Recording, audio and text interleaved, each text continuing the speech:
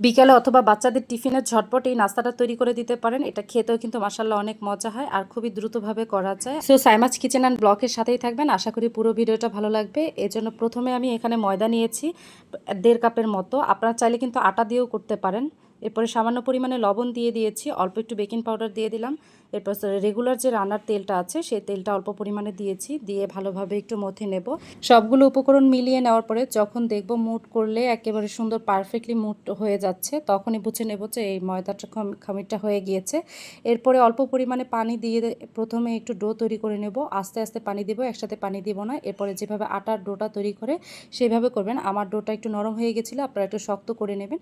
এরপরে একটা প্যানে আমি সয়াবিন তেল দিয়ে দিয়েছি, 1 কাপ পরিমাণে পেঁয়াজ কুচি দিয়ে দিলাম, আর এখানে মুরগির বুকের অংশটাকে আমি সিদ্ধ করে নিয়েছিলাম, সে ঝুরা করে দিয়ে দিলাম।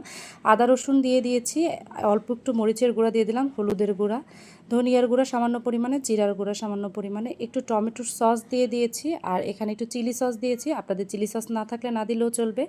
এরপর সামান্য পরিমাণে লবণ দিয়েছি, আর একটা ম্যাজিক মশলা দিয়েছি। অবশ্যই কিন্তু ম্যাজিক মশলাটা দেওয়ার চেষ্টা করবেন। এরপর সবগুলো উপকরণকে আমি কিছুক্ষণ একটু ভেজে নেব, আর এখানে একটু সময় নিয়ে ভাজবো যেন মশলাটা একেবারে সুন্দরভাবে মিশে যায়। এরপর সামান্য পরিমাণে পানি দিব, পানিটা দিয়ে কিছুক্ষণ কষিয়ে নেব ঢাকনা দিয়ে ঢেকে। একেবারে পানিটা শুকিয়ে আসা পর্যন্ত অপেক্ষা করব। যখন একেবারে পানিটা শুকিয়ে আসবে তখন একটু ভাজা ভাজা করে নেব, আর একটা সাইড করে রেখে দেব ঠান্ডা হয়ে আসা পর্যন্ত। আর এদিকে যে আটার ডোটা তৈরি করে রেখেছিলাম সেটা আরেকটু মথে নিলাম। মথে নিয়ে আমি এখানে লেচি কেটে নেব, আর এখানে আমার 4টা লেচি হয়েছে 1.5 কাপ ময়দাতে। এরপরে যেভাবে আমরা রুটি তৈরি করি সেভাবে করে আমরা রুটি তৈরি করে নেব, আর এভাবে করে কিন্তু আমি 4টা রুটি বেলে নিয়েছি।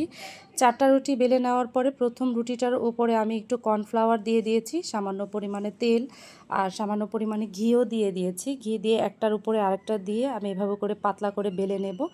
আর রুটিটা বেলে নেওয়ার পরে যেভাবে আমরা পরোটার শেপ দেই সেভাবে করে আমি আরও একবার দিয়ে দিলাম। এখানে কি হয়, একটু ক্রিস্পি হয় এবং খাস্তা হয় ভিতরটা, এই জন্য আমি এইভাবে করে 4-5টা খুব সুন্দরভাবে বেলে নিয়েছি। এরপরে যে সাইডের অংশগুলো আছে সেগুলোকে ছুরির সাহায্যে আমি কেটে নিয়েছি। কেটে নিয়ে আমি কিভাবে করে কাটছি একটু দেখেই বুঝে নিতে হবে। এভাবে করে আমি শেফ করে নেব, আর যে পুরটা তৈরি করে রেখেছিলাম সেই পুরটা দিয়ে দেব। আর এখানে আমি একটু ময়দার সাথে পানি গুলিয়ে নিয়েছি, নিয়ে চারপাশের সাইডে লাগিয়ে দিলাম। লাগিয়ে দিয়ে যেভাবে আমরা প্যাটিস করে থাকি সেইভাবেই কিন্তু আমি শেপ দিয়ে নিয়েছি।